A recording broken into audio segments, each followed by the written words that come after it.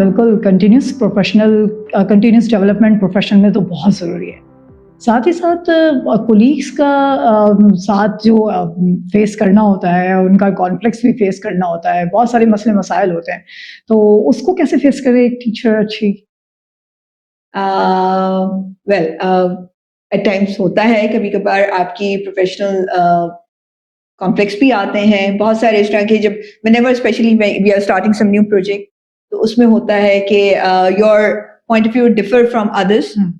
तो उसमें सबसे बेहतर ये होता है, don't try to prove yourself right, you have to be a good listener. पहले आप दूसरे की बात सुने, एनालाइज करें, और उसके बाद फिर कम up with a positive impact. जरूरी नहीं है कि जो आप सोच रहे हैं वही सही है, दूसरा बिल्कुल गलत है। You can take out the positives from there. अच्छा, इसमें एट टाइम्स ऐसा होता है कि at the heat of the moment आप उस वक्त समझने की आपकी जो वो कहते हैं, when you are high on anger you are low on intelligence. तो जब आपका एक इमोशन हाई होता है तो दूसरा लो हो जाता है। तो ये हम सबको याद रखना चाहिए कि when I am high on anger I am low on intelligence.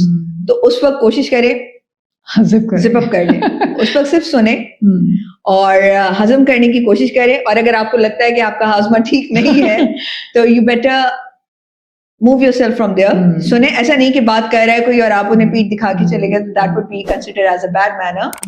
सिर्फ खामोशी से सुने, और फिर वो जो कुछ कह रहे हैं उसको थोड़ा सा रिटेन करने की अपने दिमाग में कोशिश करें, and then sit at an empty place, किसी खाली कमरे में बैठ के या घर जाके जस्ट री इवेल्युएट कि आप जो पॉइंट्स कह रहे हैं और वो जो पॉइंट्स कह रहे हैं, जो बात कह रहे हैं, क्या उसमें कुछ ऐसी चीजें हैं जो सेम हो सकती हैं, and you can just come up with some solution. Because आप नाराज होके या किसी के साथ राइवलरी रख के you can not work in a healthy environment, that's going to effect the whole environment basically. So बात को खत्म करने में और कभी सॉरी कर लेने में भी, आप बड़े होते हैं, कभी भी छोटे नहीं होते। मैंने कभी किसी को सॉरी करके छोटे होते हुए नहीं देखा। तो थोड़ा सा अपना ईगो और थोड़ा सा अपना एटीट्यूड आपको बदलना पड़ता है, ईगो को साइड पे रखना पड़ता है to resolve the issue if you want to resolve. कभी कभार हम चीजों को ड्रैग करते हैं, बिल्कुल ऐसे ही है कि आप हाथ में, अगर आप एक छोटी सी मेरे साथ एग्जांपल करें, मैं आपसे अगर कहूंगी कि अपना हाथ को यूं सीधा रखें, आपका अपना हाथ है, इस पे कोई वजन नहीं है। Believe you me, after 20 seconds आपको अपना हाथ हैवी लगना शुरू हो जाएगा, इस पे कोई वजन नहीं है, लेकिन आप अपना हाथ नहीं उठा पाएंगे, आपको लगेगा ये भारी होता जा रहा है। बिल्कुल इसी तरह से वो नेगेटिव बैगेज है जो हम अपने ऊपर सवार रखेंगे, अगले को याद भी नहीं होगा उसने क्या कहा था, अपनी और आप अंदर ही अंदर जो है वो आपकी पॉजिटिविटी विल गेट इफेक्टेड। तो बेहतर है कि let go of that thing, और कोई रिजॉल्व होने वाली चीज है। और अगर आपको लगता है कि you are not coming up with the right idea, तो किसी तीसरे को इन्वॉल्व कर लें, अपने किसी सीनियर को इन्वॉल्व कर लीजिए। We have coordinators, we have section incharges, we have VPs, and we have the head of the institute. तो अगर आपको लगता है कि कोई ऐसा कॉन्फ्लिक्ट है जिसमें आप नहीं अग्री कर रहे, you can ask some third person, जिसे सालसी उर्दू में कहा जाता है। सही। तो there is always a solution, कोई राह निकल आए। दुनिया का कोई प्रॉब्लम बगैर सोल्यूशन के दुनिया में आया ही नहीं। बिल्कुल ऐसा ही है, बिल्कुल ऐसा ही। तो इसके अलावा मैम, अगर कोई स्ट्रेटजी अपनाई जाए जिसमें पेरेंट्स और जो टीचर्स हैं उसमें कोई ब्रिज बनाया जाए, तो उसके हवाले से कोई आपके जहन में डेवलपमेंट हो सकती है, बता सकती हैं आप? बिल्कुल।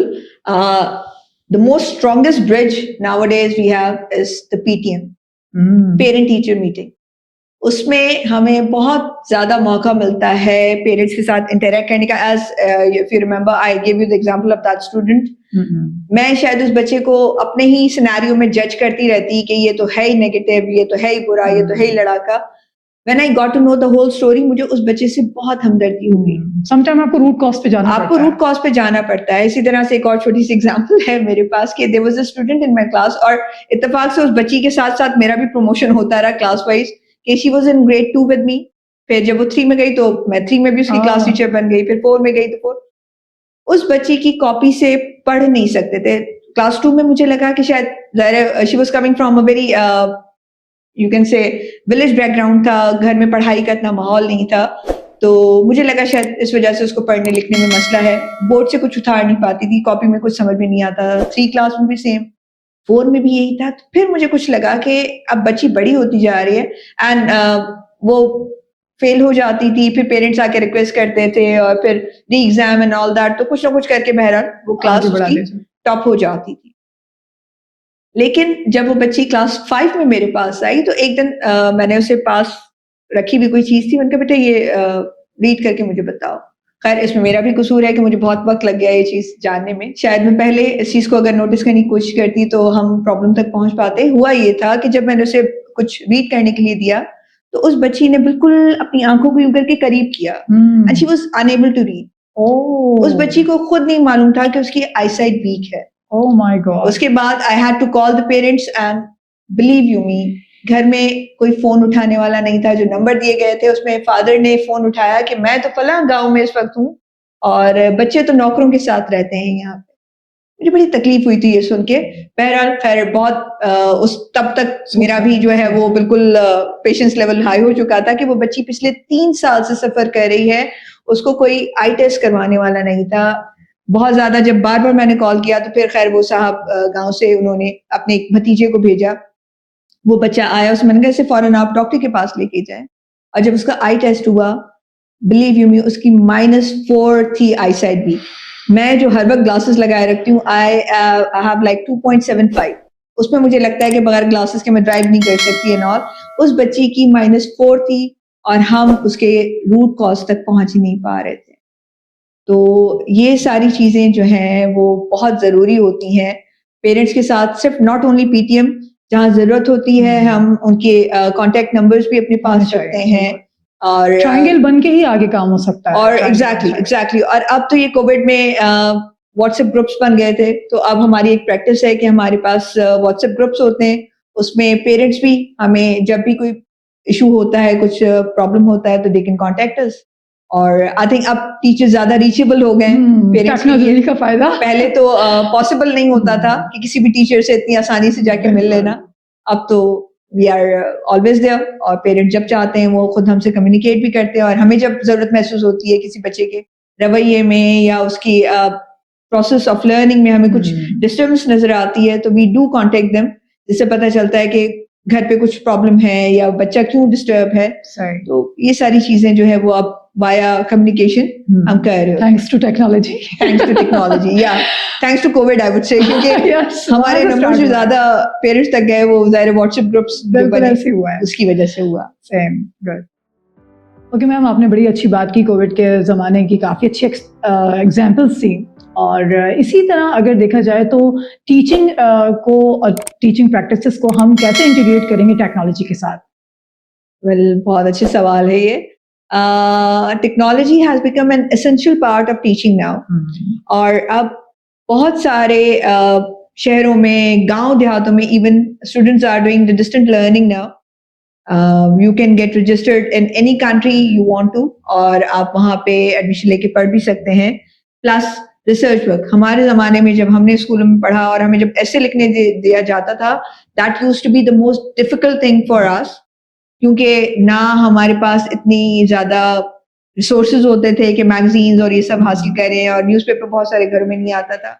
अब तो they just click on Google और हर किस्म की इंफॉर्मेशन उनके पास मौजूद है। Plus there are certain topics that you are studying in the class। आजकल के बच्चे को बहुत वैरायटी चाहिए। वो सिंपल किताब को देख के नहीं पढ़ना चाहता, आपको उसे बहुत रियल लाइफ एग्जांपल्स देनी होती हैं। So as my subject is like social studies and science, तो उसमें मुझे बड़ा मजा आता है। खुद भी बच्चों के साथ वीडियोस हम शेयर करते हैं थैंक्स टू यूट्यूब। अगर आपके पास एक अच्छा पैकेज है, बिकॉज दो इन आवर स्कूल और in different schools we do have those projectors and all, लेकिन हर पीरियड में प्रोजेक्टर्स के लिए जाना, फिर लैब असिस्टेंट को ढूंढना एंड ऑल दैट बड़ा मुश्किल हो जाता है। तो मोबाइल तो हम सबके पास है, बिल्कुल। उसी में हमने बच्चों को अगर पोल्यूशन पे आप कुछ पढ़ा रहे हैं तो water pollution you can show. And as I talked about the WhatsApp group, तो अक्सर ये भी होता है कि हम कोई वीडियो नजर आता है, फॉर एग्जांपल वाटर साइकिल अगर मैं बच्चे को पढ़ा रही हूँ तो उससे रिलेटेड जो वीडियोस हैं, शेयर कर दिया आपने, एनिमेशंस होती हैं, रियल लाइफ वीडियोस भी होती हैं, तो you can share with them. So teaching has become more interesting and easier because of this technology. So thanks to the IT department, और I hope कि हम सब वक्त के साथ इन चीज़ों में और ज़्यादा वेल अवेयर हों और पढ़ते रहें, देखते रहें, सीखते रहें। तो टेक्नोलॉजी तो बहुत अहम हिस्सा है टीचिंग का।